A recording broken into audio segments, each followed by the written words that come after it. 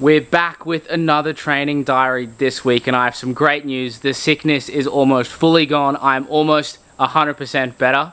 So this week our plan was to continue the testing week that I was meant to do last week. So last week I did a max push press and a broad jump, and this week I did a back squat and a front squat plus some other lifting and some accessories in there. So I can't wait to show you. Let's get into it, and I'll see you soon. So first up this week, this was on Wednesday. It was finally the day that I started to feel less sick and ready to train. So this session started out with a 1RM back squat. So I was pretty nervous because I wasn't sure what I was going to hit because of being sick, but I had some numbers in my mind. My best ever back squat is 220 kilos. So if I could get as close to that as possible, I'd be pretty happy.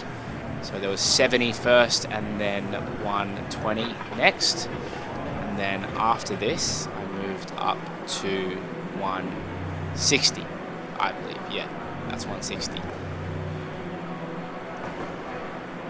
So feeling pretty good. I wasn't sure what I'd be able to get to because I wasn't 100%, but 180 moved pretty well. So pretty happy with everything so far. And then next up I had 200, so 180 to 200, and I've put the belt on now and moved pretty well considering how 200 has moved in the past and how I had come off essentially 2 weeks off. Okay, 210 is next.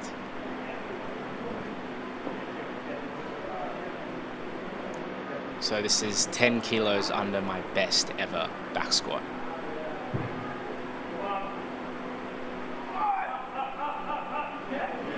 And a bit of a funny noise, but we made it at 210.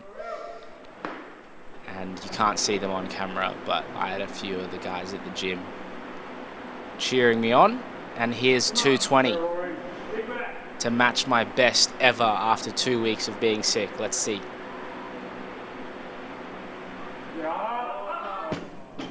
And it wasn't meant to be. I just think it was a bit too heavy. So I was annoyed, but pretty happy with 210 considering.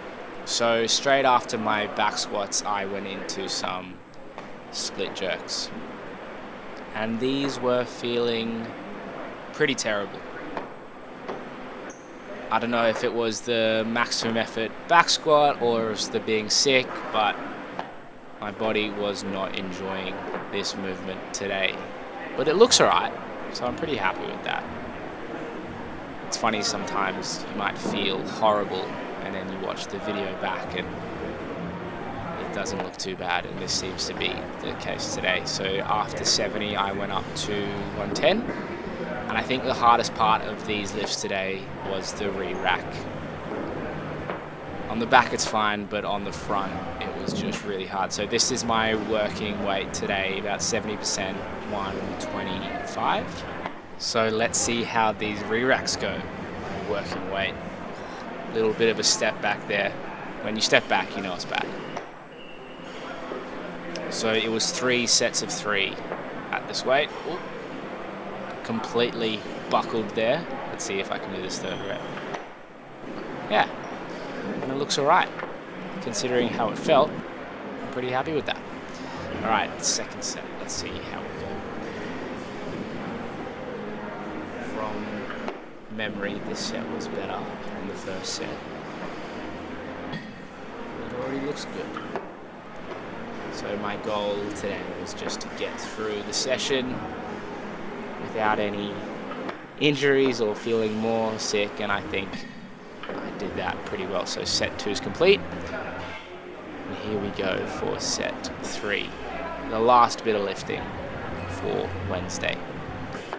So I didn't film it, but I did some accessories after this, but nothing intense, nothing crazy. I just wanted to get through today without dying. And although these re-racks almost killed me, we made it. 3 sets of 3, 125. as you can see, I look pretty worn out. So let's move on to Friday night. Big Friday at Milton Weightlifting Club. It's the best place in the world to be on a Friday. So today we have a 1RM front squat. So I had a way longer warm up today because I just wanted to make sure that the body was firing and that all my muscles and all my joints were warm and ready to go. So I started off with 70 kilos and then I put some blues on, and here's 110. So my best ever front squat is about 190 kilos. So just like the back squat, I wanted to try and get as close to that as possible. Obviously, I'm being realistic. I don't think I had my best ever squat numbers in me this week. But if we can get close to those numbers, considering all that's going on, I think that shows that we're in a pretty good place, even after about 2 weeks off. So the squat volume hasn't been that insane lately, but these numbers do show that strength is there. So that was 140 just before, now here's 170. So that jump to 140 to 170 was a little bit brutal, and then let's put 180 on.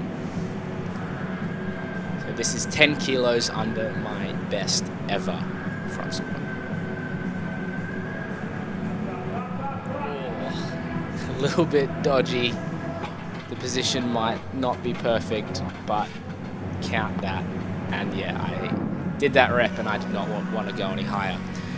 But I didn't want to finish on that. It didn't feel great. I don't think it looked good either. I just wanted to nail a heavy squat, and so this was 170. So yeah, that is the position that I want to be in more.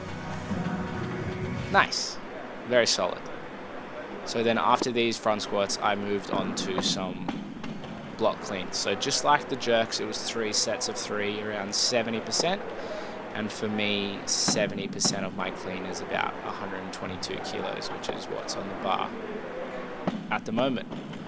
So the weights aren't very heavy, but I just want to focus on that quality of movement, and hopefully the camera will focus a bit better. So what I mean by quality of movement in these cleans is to really focus on the extension and then meeting the bar and not letting the bar crash on me, because that is a bad habit that I have, particularly when the weights become heavy. I just let the bar crash. So I think I did pretty well on Friday with not letting it crash on me, because it's only 122 kilos, so it's a bit easier to control. But just like in that rep there, you can overpull it pretty easily when you lose that focus, and then you catch it more in your heels, and then it's harder to stand up. The squat becomes more difficult, and then that makes the whole lift harder. But as you can see in that rep just there, I didn't overpull it, and I met the bar, and the weight was in the best position for me to stand it up efficiently and easily. And the exact same thing in that rep just there.